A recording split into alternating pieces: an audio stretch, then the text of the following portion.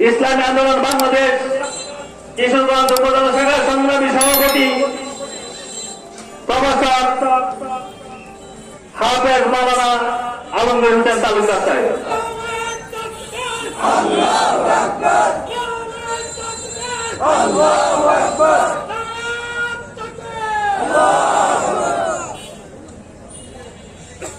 السلام عليكم ورحمة الله وبركاته. الحمد لله رب العالمين والعاقبة للمتقين وعلى آله وأصحابه أجمعين. قال الله تعالى: أعوذ بالله من الشيطان الرجيم. بسم الله الرحمن الرحيم. إن الحكم إلا لله. صدق الله العظيم.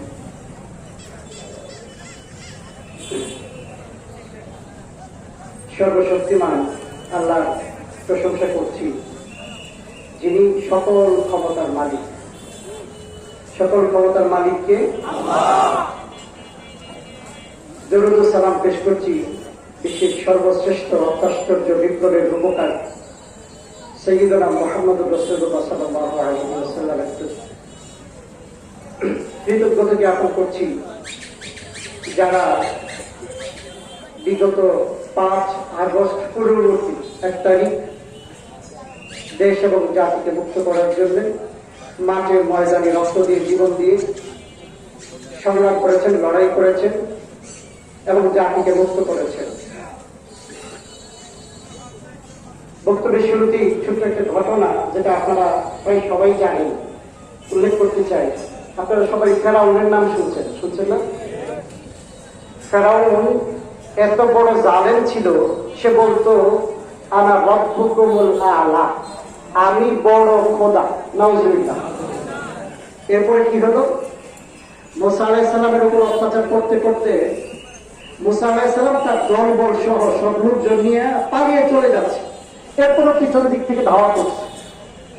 তো মুসা আলাইহিস সালামের সামনে পড়ছে লোহিত সাগর, সামনে লোহিত সাগর, পিছনে ফেরাউনের বাহিনী। এবার মুসা আলাইহিস সালাম বলেন, আল্লাহ কি করবো, বাঁচার তো পথ নাই। আল্লাহ বললেন, লাঠি দিয়ে আঘাত করো পানির মধ্যে। সাগরে আঘাত করার পরে কি হলো? পথ খুলে গেল সাগরের মধ্যে। মুসা আলাইহিস সালাম পার হয়ে গেলেন। ফেরাউন এটাকে রাস্তা মনে করে নামলো, পানি আল্লাহর হুকুমে এসে ফেরাউনকে ডুবিয়ে দিল। ঠিক আছে কিনা?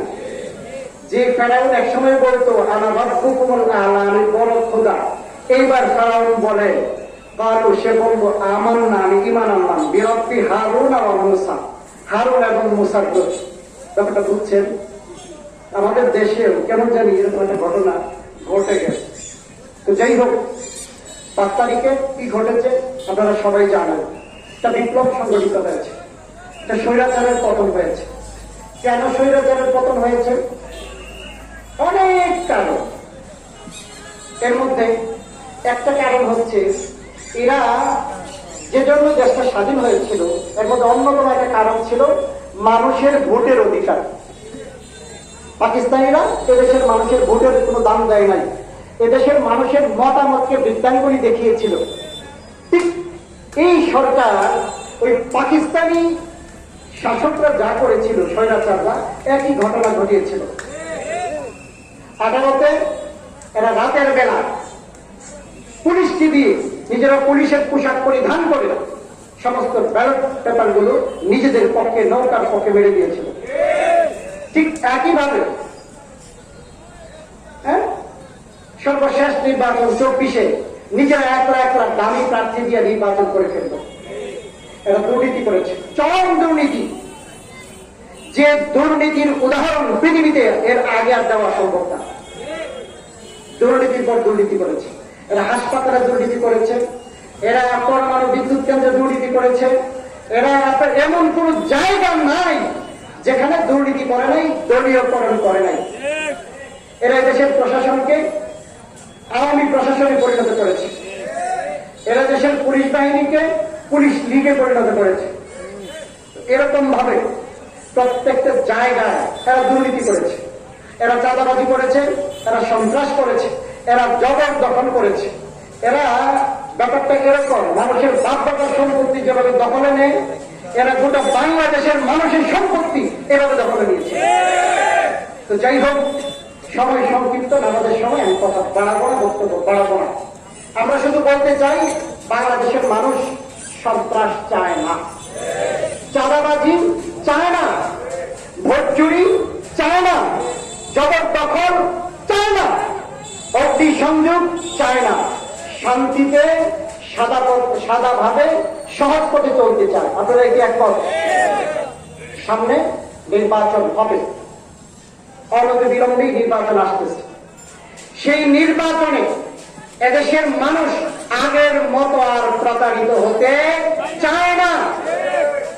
যারা চিহ্নিত খুনি, যারা লুটেরা, যারা সন্ত্রাসী, যারা এই 52 বছরের জবরদখলের রাজনীতি এদেশে কায়েম করেছে, যারা এদেশের মানুষকে বন্দী করে রেখেছে, গোটা বাংলাদেশ থেকে যারা ক্ষমতায় গিয়ে বন্দিশালায় পরিণত করেছে, এদেরকে আর সামনে ক্ষমতায় দেখতে চায় না। সমত ভাই বন্ধুগণ, ভুল যদি আমরা করি খেসারত কিন্তু আমাদেরই দিতে হবে। অতএব যারা এদেশের পরীক্ষিত লুটেরা, যারা এদেশের ক্ষমতায় এসে নিজেদেরকে সন্ত্রাসী হিসেবে পরিচয় দিয়েছে, সামনে এদেরকে ক্ষমতায় আনা যাবে না।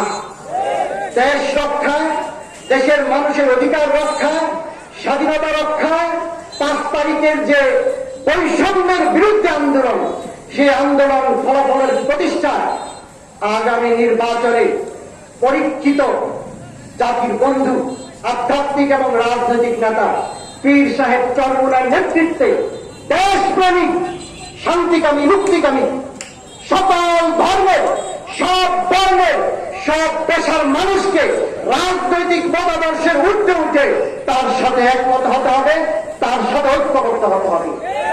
যদি আমরা দেশটাকে সত্যিকারের স্বাধীনতা উপহার দিতে চাই, যদি সন্ত্রাস, চাঁদাবাজ মুক্ত, দখলদার মুক্ত, দলীয়করণ মুক্ত একটা প্রশাসন দেখতে চাই, তাহলে সত্যিকারের গণমানুষের নেতা, আধ্যাত্মিক নেতা পীর সাহেব চরমুনার নেতৃত্বের এদেশে কোনো বিকল্প নাই। অতএব যারা এদেশের পরীক্ষিত লুটেরা, যারা এদেশের ক্ষমতায় এসে নিজেদেরকে সন্ত্রাসী হিসেবে পরিচয় দিয়েছে, সামনে এদেরকে ক্ষমতায় আনা যাবে না। দেশ রক্ষায়, দেশের মানুষের অধিকার রক্ষায়, স্বাধীনতা রক্ষায় 5 তারিখের যে বৈষম্যের বিরুদ্ধে আন্দোলন, সেই আন্দোলন ফলাফলের প্রতিষ্ঠায় আগামী নির্বাচনে পরীক্ষিত জাতির বন্ধু, আধ্যাত্মিক এবং রাজনৈতিক নেতা পীর সাহেব চরমুনার নেতৃত্বে দেশপ্রেমিক, শান্তিকামী, মুক্তিকামী, সকল ধর্মের, সব বর্ণের, সব পেশার মানুষকে রাজনৈতিক মতাদর্শের ঊর্ধ্বে উঠে তার সাথে একমত হতে হবে, তার সাথে ঐক্যবদ্ধ হতে হবে। যদি আমরা দেশটাকে সত্যিকারের স্বাধীনতা উপহার দিতে চাই, যদি সন্ত্রাস, চাঁদাবাজ মুক্ত, দখলদার মুক্ত, দলীয়করণ মুক্ত একটা প্রশাসন দেখতে চাই, তাহলে সত্যিকারের গণমানুষের নেতা, আধ্যাত্মিক নেতা পীর সাহেব চরমুনার নেতৃত্বের এদেশে কোনো বিকল্প নাই।